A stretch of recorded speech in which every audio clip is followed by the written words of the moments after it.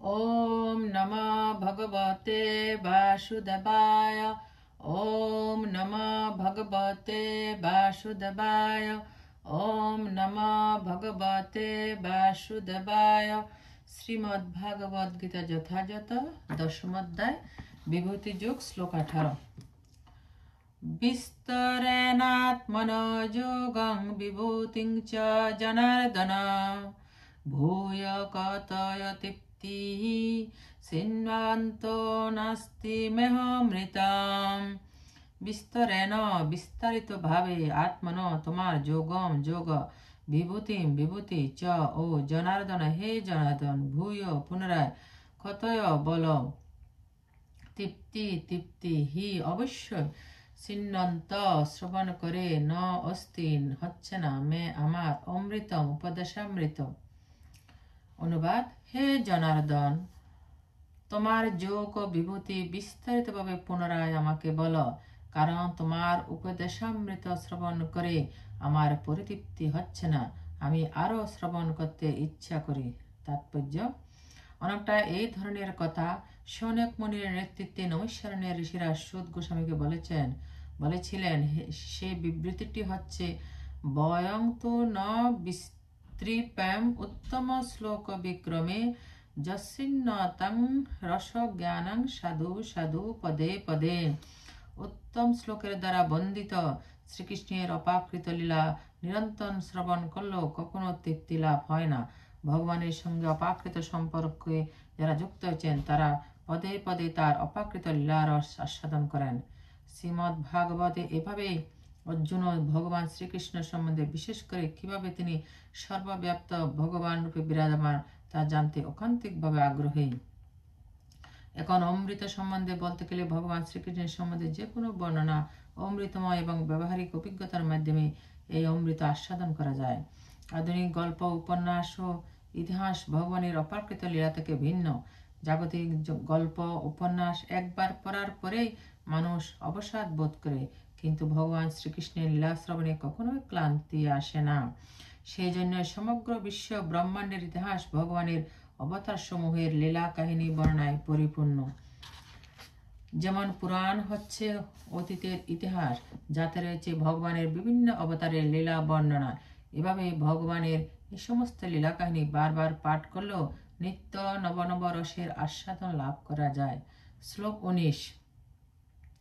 শ্রী ভগবান উবাচ হন্তে কতৈষামি দিব্যাত্ম বিভূতয়া প্রাধান্যত কুরু শ্রেষ্ঠ নাস্ত অন্ত বিস্তরস্য মে।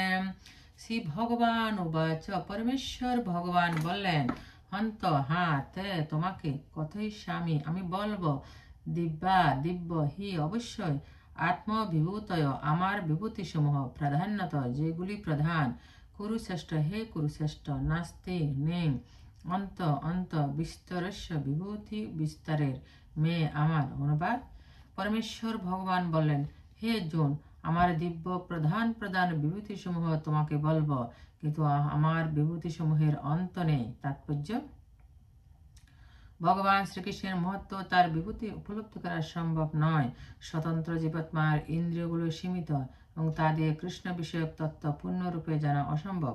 তবুও ভক্তরা শ্রীকৃষ্ণকে জানতে চেষ্টা করেন, কিন্তু তাদের সেই প্রয়াস এইরকম নয় যে কোনো বিশেষ সময়ে অথবা জীবনের কোনো বিশেষ স্তরে তারা শ্রীকৃষ্ণকে পূর্ণরূপে উপলব্ধি করতে সক্ষম। পক্ষান্তরে শ্রীকৃষ্ণ সম্বন্ধে সমস্ত আলোচনা এতই আস্বাদনীয় যে তা ভক্তদের কাছে অমৃতবৎ প্রতিভাত হয়। এভাবে ভক্তরা তা উপভোগ করেন। শ্রীকৃষ্ণের বিভূতি ও তার বিভিন্ন শক্তির কথা আলোচনা করে শুদ্ধ ভক্তরা দিব্য আনন্দ অনুভব করেন। তাই তারা নিরন্তর তার শ্রবণ ও কীর্তন করতে চান। শ্রীকৃষ্ণ জানেন যে জীবেরা তার বিভূতির কুল কিনারা পায় না, তাই তিনি তার বিভিন্ন শক্তির মুখ্য প্রকাশগুলি কেবল বর্ণনা করতে সম্মত হয়েছেন। প্রাধান্যত প্রধান কথাটি অত্যন্ত গুরুত্বপূর্ণ, কারণ আমরা কেবল ভগবানের শক্তির কয়েকটি মুখ্য প্রকাশে কেবল অনুভব করতে পারি। কেননা তার শক্তি বৈচিত্র্য অনন্ত, সেই অনন্ত শক্তিকে পরিপূর্ণভাবে উপলব্ধি করা আমাদের পক্ষে কখনোই সম্ভব নয়। এই শ্লোকে ব্যবহৃত বিভূতি বলতে উল্লেখ করা হয়েছে যার দ্বারা তিনি সমগ্র সৃষ্টিকে নিয়ন্ত্রণ করেন। অমর কোশ অভিধানে বিভূতি শব্দের অর্থে বলা হয়েছে অসাধারণ ঐশ্বর্য। নির্বিশেষবাদীরা অথবা সর্বেশ্বরবাদীরা পরমেশ্বর ভগবানের অসাধারণ বিভূতি ও তার দিব্য শক্তির প্রকাশ উপলব্ধি করতে পারে না। জড় চিন্ময় উভয় জগতে ভগবানের শক্তি ভিন্ন ভিন্ন প্রকাশের মাধ্যমে ব্যক্ত হয়েছে। এখানে শ্রীকৃষ্ণ বর্ণনা করেছেন একজন সাধারণ মানুষ কিভাবে তা অনুভব করতে পারে। এভাবে ভগবান তার অনন্ত শক্তিকে কেবল আংশিকভাবে বর্ণনা করেছেন। শ্লোক 20। অহমাত্মা গুরাকেশ সর্বভূতাশয় স্থিত অহমাদিচ্ছ মধ্যম চ ভূতানামন্ত এব চ। অহম আমি আত্মা, আত্মা গুরাকেশ হে অর্জুন সর্বভূত সমস্ত জীবের আশ্রয়স্থিত হৃদয়ে অবস্থিত। অহম আমি আদি, আদি চ ও মধ্যম, মধ্য চ ও ভূতানাম সমস্ত জীবের অন্ত, অন্ত এব অবশ্যই চ এবং। অনুবাদ। হে গুরাকেশ, আমি সমস্ত জীবের হৃদয়ে অবস্থিত পরমাত্মা। আমি সর্বভূতের আদি, অন্ত ও মধ্য। তাৎপর্য: এই শ্লোকে অর্জুনকে গুরাকেশ বলে সম্বোধন করা হয়েছে, অর্থাৎ যিনি নিদ্রারূপী তামসকে জয় করেছেন। যারা অজ্ঞানতার অন্ধকারে নিদ্রিত তারা কখনোই জানতে পারে না পরমেশ্বর ভগবান কিভাবে বিবিধ প্রকারে জড় চিন্ময় জগতে নিজেকে প্রকাশ করেন। তাই অর্জুনকে শ্রীকৃষ্ণের এভাবে সম্বোধন করা অত্যন্ত গুরুত্বপূর্ণ। অর্জুন যেহেতু এই তামসের অতীত, তাই পরমেশ্বর ভগবান তাকে বিভিন্ন বিভূতির কথা শোনাতে সম্মত হয়েছেন। শ্রীকৃষ্ণ প্রথমে অর্জুনকে জ্ঞাপন করেছেন যে তার মুখ্য বিস্তারের মাধ্যমে তিনি হচ্ছেন সমস্ত বিশ্ব চরাচরের আত্মা। সৃষ্টির পূর্বে পরমেশ্বর ভগবান নিজেকে সাংস পুরুষ অবতার রূপে প্রকাশিত করেন এবং তার থেকে সব কিছুর সৃষ্টি হয়। তাই তিনি হচ্ছেন মহত্তত্ত্ব বা ব্রহ্মাণ্ডের উপাদানগুলির আত্মা। সমগ্র জড়শক্তি সৃষ্টির কারণ নয়। প্রকৃতপক্ষে মহাবিষ্ণু মহত্তত্ত্ব বা সমগ্র জড়শক্তিতে প্রবেশ করেন। তিনি হচ্ছেন আত্মা। মহাবিষ্ণু যখন প্রকটিত ব্রহ্মাণ্ডগুলির মধ্যে প্রবেশ করেন তখন তিনি আবার প্রতিটি সত্তার অন্তরে পরমাত্মা রূপে নিজেকে প্রকাশিত করেন। আমরা উপলব্ধি করতে পারি যে চিন্ময় স্ফুলিঙ্গের উপস্থিতির ফলে জীবের এই জড়দেহ সক্রিয় হয়। এই চিন্ময় স্ফুলিঙ্গ ব্যতীত দেহের কোনো রকম বিকাশ হতে পারে না। তেমন এই পরমাত্মা শ্রীকৃষ্ণ প্রবেশ না করা পর্যন্ত জড়জগতের কোনো রকম বিকাশ হতে পারে না। সুবল উপনিষদে বর্ণনা দেওয়া আছে, প্রকৃতাদি সর্বভূতান্তর্যামী সর্বশেষী চ নারায়ণ। পরম পুরুষোত্তম ভগবান পরমাত্মা রূপে সব কয়টি প্রকটিত ব্রহ্মাণ্ডে বিরাজমান। শ্রীমদ্ ভাগবতের 3টি পুরুষ অবতারের কথা বর্ণনা করা হয়েছে। সেগুলি আবার সাতাত্য তন্ত্র বর্ণিত আছে। বিষ্ণুস্ত ত্রেণী রূপাণী পুরুষাখ্যানথ বিদু। পরম পুরুষোত্তম ভগবান এই জড় জগতে কারণোদকশায়ী বিষ্ণু, গর্ভোদকশায়ী বিষ্ণু ও ক্ষীরোদকশায়ী বিষ্ণু এই 3 রূপে নিজেকে প্রকটিত করেন। ব্রহ্মসংহিতায় মহাবিষ্ণু বা কারণোদকশায়ী বিষ্ণুর বর্ণনা আছে। য কারণাহার্ব জলে ভজতি স্ম যোগনিদ্রাম। সর্বকারণের পরম কারণ পরমেশ্বর ভগবান শ্রীকৃষ্ণ মহাবিষ্ণুরূপে কারণ সমুদ্রে শায়িত থাকেন। সুতরাং পরম পুরুষোত্তম ভগবান হচ্ছেন এই বিশ্ব ব্রহ্মাণ্ডের মূল তত্ত্ব, প্রকটিত বিশ্ব চরাচরের পালনকর্তা এবং সমগ্র শক্তির সংহারকর্তা। শ্লোক 21। আদিত্যানামহং বিষ্ণু জ্যোতিষাং রবিরংশুমান মরুচি মরুতামস্মি নক্ষত্রানামহং শশী।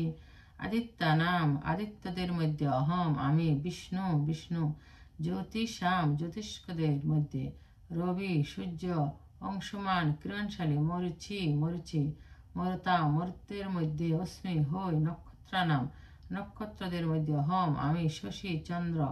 অনুবাদ। আদিত্যদের মধ্যে আমি বিষ্ণু, জ্যোতিষ্কদের মধ্যে আমি কিরণশালী সূর্য, মরুদের মধ্যে আমি মরুচি এবং নক্ষত্রদের মধ্যে আমি চন্দ্র। তাৎপর্য: দ্বাদশ আদিত্যের মধ্যে শ্রীকৃষ্ণ প্রধান। আকাশে অসংখ্য উজ্জ্বল জ্যোতিষ্কের মধ্যে সূর্য হল মুখ্য। ব্রহ্মসংহিতায় সূর্যকে ভগবানের একটি উজ্জ্বল চক্ররূপে গণ্য করা হয়েছে। অন্তরিক্ষে 50 রকমের বিভিন্ন বায়ু প্রবাহিত হচ্ছে এবং এগুলোর নিয়ন্ত্রণকারী দেবতা মরীচি হচ্ছেন শ্রীকৃষ্ণের প্রতিনিধি। অসংখ্য নক্ষত্রদের ভিতর রাত্রিবেলায় চন্দ্র অত্যন্ত সুস্পষ্ট উজ্জ্বল এবং এভাবে চন্দ্র শ্রীকৃষ্ণের প্রতি এই শ্লোক থেকে প্রতীয়মান হয় যে চন্দ্রও একটি নক্ষত্র। তাই যে সমস্ত নক্ষত্র আকাশে ঝলমল করে সেগুলিতেও সূর্যের আলো প্রতিফলিত হচ্ছে। ব্রহ্মাণ্ডের মধ্যে অনেকগুলো সূর্য রয়েছে, তা বৈদিক শাস্ত্রে গ্রহণযোগ্য নয়। সূর্য একটি এবং সূর্যের প্রতিফলনের দ্বারা যেমন চন্দ্র আলোকিত হয় সেই রকম নক্ষত্রগুলি আলোকিত হয়। যেহেতু ভগবদ্গীতা এখানে নির্দেশ করেছে যে নক্ষত্রগুলির মধ্যে চন্দ্র একটি নক্ষত্র, তাই যে সমস্ত নক্ষত্র ঝলমল করেছে সেগুলি সূর্য নয়, বরং সেগুলি চন্দ্রেরই মতো নক্ষত্র। শ্লোক 22। বেদানাং সাম বেদহস্মি দেবানামস্মি বাসব ইন্দ্রিয়ানাং মনোচাস্মি ভূতানামস্মি চেতনা। বেদানাম সমস্ত বেদের মধ্যে সামবেদ অস্মি হই, দেবানাম সমস্ত দেবতাদের মধ্যে অস্মি হই বাসব ইন্দ্র, ইন্দ্রিয়ানাম সমস্ত ইন্দ্রিয়ের মধ্যে মন চ ও অস্মি হই ভূতানাম প্রাণীদের মধ্যে অস্মি হই চেতনা, চেতনা। অনুবাদ: সমস্ত বেদের মধ্যে আমি সামবেদ, সমস্ত দেবতাদের মধ্যে আমি ইন্দ্র, সমস্ত ইন্দ্রিয়ের মধ্যে আমি মন এবং সমস্ত প্রাণীদের মধ্যে আমি চেতনা। তাৎপর্য: জড় ও চেতনের পার্থক্য হচ্ছে যে জীবসত্তার মধ্যে জড়ের চেতনা নেই, তাই চেতন হচ্ছে সর্বশ্রেষ্ঠ নিত্য। জড় পদার্থের সমন্বয়ের ফলে কখনোই চেতনা সৃষ্টি করা যায় না। শ্লোক 23। রুদ্রানাং শঙ্কর চাস্মি বিত্তস যক্ষ রক্ষসাম বসুনাং পাবক চাস্মি মেরু শিকরিণামহম। রুদ্রনাম রুদ্রদের মধ্যে শঙ্কর শিব চ ও অস্মি হই বিত্তেশ কুবের যক্ষ রক্ষসাম যক্ষ রাক্ষসদের মধ্যে বসুনাম বসুদের মধ্যে পাবক অগ্নি চ ও অস্মি হই মেরু মেরু শিকরিণাম পর্বতসমূহের মধ্যে অহম আমি। অনুবাদ: রুদ্রদের মধ্যে আমি শিব, যক্ষ রাক্ষসদের মধ্যে আমি কুবের, বসুদের মধ্যে আমি অগ্নি এবং পর্বতসমূহের মধ্যে আমি সুমরু। তাৎপর্য: একাদশ রুদ্রের মধ্যে শঙ্কর বা শিব হচ্ছেন প্রধান। তিনি হচ্ছেন বিশ্ব ব্রহ্মাণ্ডের তমগুণের নিয়ন্তা এবং ভগবানের গুণাবতার। যক্ষ রাক্ষসদের অধিপতি কুবের হচ্ছেন দেবতাদের সমস্ত ধন সম্বন্ধের কোষাধ্যক্ষ এবং তিনি পরমেশ্বর ভগবানের প্রতিনিধি। মেরু হচ্ছে একটি সুবিখ্যাত পর্বত যা প্রাকৃতিক সম্পদে ভরপুর। শ্লোক 24। পুরুধাসং চ মুক্কং মাং বিদ্ধিং পাত্ত বৃহস্পতিং সেনানীনাং মহৎ স্কন্দ সরসামস্মি সাগর।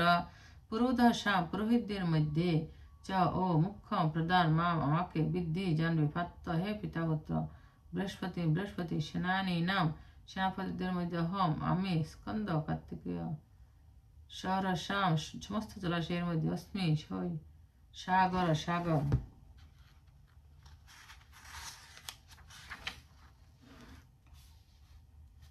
অনুবাদ: হে পার্থ, পুরোহিতদের মধ্যে আমি প্রধান বৃহস্পতি, সেনাপতিদের মধ্যে আমি কার্তিক এবং জলাশয়ের মধ্যে আমি সাগর। তাৎপর্য: স্বর্গরাজ্যের প্রধান দেবতা হচ্ছেন ইন্দ্র এবং তাকে স্বর্গের রাজা বলা হয়। তার শাসনাধীন গ্রহলোককে ইন্দ্রলোক বলা হয়। বৃহস্পতি হচ্ছেন ইন্দ্রের পুরোহিত এবং ইন্দ্র যেহেতু সমস্ত রাজাদের মধ্যে প্রধান, সেই জন্য বৃহস্পতি হচ্ছেন সমস্ত পুরোহিতদের মধ্যে প্রধান। আর ইন্দ্র যেমন সমস্ত রাজাদের মধ্যে প্রধান, তেমনি শিব পার্বতীর পুত্র স্কন্দ সমগ্র সেনাবর্গের মধ্যে প্রধান। আর সমস্ত জলাশয়ের মধ্যে সমুদ্রই হচ্ছেন প্রধান। শ্রীকৃষ্ণের এই অভিব্যক্তিগুলো তার মাহাত্ম্যকে ইঙ্গিত করে।